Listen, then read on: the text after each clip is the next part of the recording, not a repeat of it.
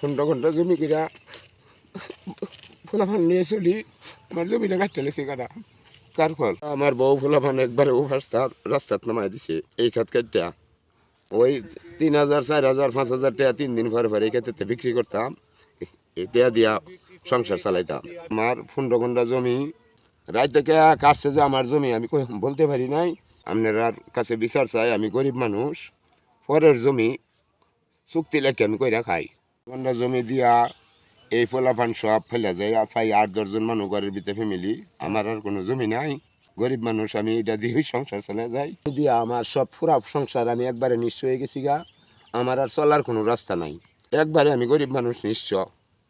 বেলাবার থানা প্রশাসনের কাছে আমি বিচার চাই। আমারই ভাই সামনে ভাই খেরটা কিন্তু সামনে ভাই নিজের না, ঠিক আছে? হয়তো চুক্তি নিচ্ছে 1 বছরের জন্য, এটা মনে করুন অনেক টাকায় বিক্রি আলি সন্তান নিয়ে চলে সামনে ভাই। এরপরে মনে করুন চুক্তি নিচ্ছি, এটা তো টাকা পয়সা, অনেক টাকা পয়সাটা লাগছে, ঠিক আছে? কিন্তু রাতের আধারে মনে করুন দুর্বৃত্তরা মনে করুন এটা যে কেউ যারা মনে করুন লাগাইছে তারা তো কাটছে না কেন, তারা ওইটা মর্ম বুঝে। আর এটা লিজিক খুদা সামনে ভাই না, অনেকের ওই বাজার গাড়ি যায় নিলে হইলে বেচলে হইলে তারা লিজিক, ঠিক আছে?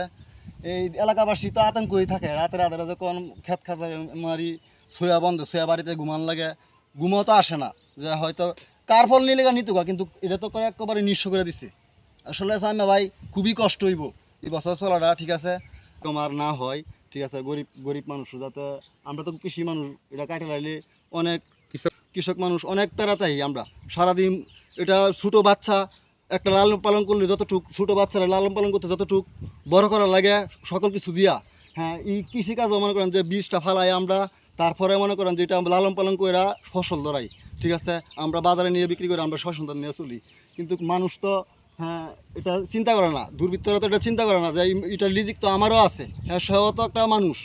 কিন্তু এরকম মানুষ সমাজে যাতে এরকম কাণ্ড কারখানা না ঘটে, প্রায় এলাকাবাসী এবং বেলাবর থানা আইন প্রশাসনের কাছে জোরালোভাবে দাবি রাখি, যাতে মনে করেন যে সুস্থ বিচার হয়। আর এরকমভাবে যদি খেত খামারি কাটে তাহলে তো আমরাও কৃষি মানুষ আতঙ্কে থাকি খুব, কবে কখন জানি আমার ক্ষেত কাটা ফেলা, ঠিক আছে?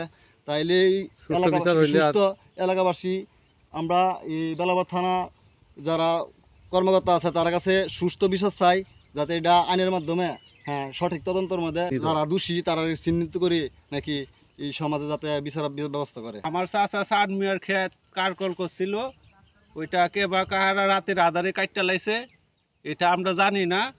সকালে ওনার বাড়িতে আইছিলাম, আসার পরে ওনার মুখে শুনছি যে ওনারা কারফল ক্ষেত কাটতে লাইছে। ক্ষেত দিয়া উনি 4-5 জন মানুষ নিয়ে সংসার পরিচালনা করতো। এখন যে কাজটা করলো, এখন তো উনি সব পথে বৈশা গেছে, এখন ওনার সংসার চলার মতো আর কোনো কায়দা কৌশল নাই। এই ক্ষেতটা ওনার নিজের না, উনি নিজে ভাগে কইরা খাইতো। ওনার যে পরিস্থিতি, এই পরিস্থিতি মোতাবেক এখন ওনার পরিস্থিতি অনেক খারাপ হয়ে গেছে, রাস্তায় বসতে হবে।